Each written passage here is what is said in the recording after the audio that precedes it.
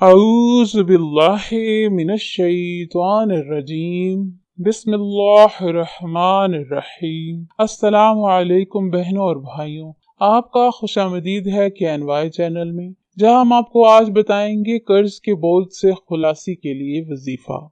सवाल किया गया है कि मुझे कोई दुआ या वजीफा बता दीजिए कि मेरे ऊपर कर्ज है और वो अल्लाह की मेहरबानी से अदा हो जाए।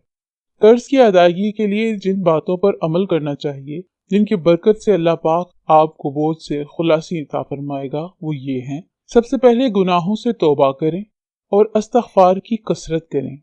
इस्तग़फ़ार की कसरत से मालो औलाद में हर तरह की खैर व बरकत का वादा कुरान मजीद में मौजूद है। नमाज और रोजे की पाबंदी करें।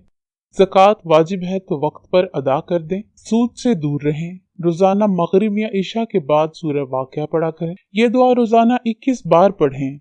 हर नमाज के बाद ये दुआ पढ़ें, अल्लाहुम्मा इन्नी औज़ु बिका मिनल हम्म वल हुज़्नी व औज़ु बिका मिनल अज्ज़ी वल किस्ली व औज़ु बिका मिन ग़लबतिल लज़ीना व कहरिर रिजाल।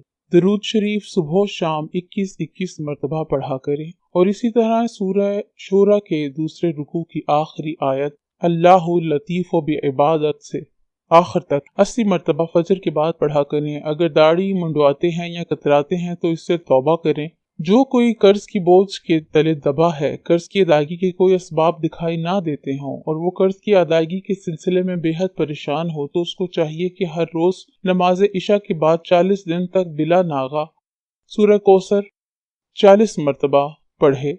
अव्वल व आखिर 11 मरतबा दुरूद इब्राहिमी पढ़े। इंशाअल्लाह ताला कर्ज के बोझ से आज़ाद हो जाएगा।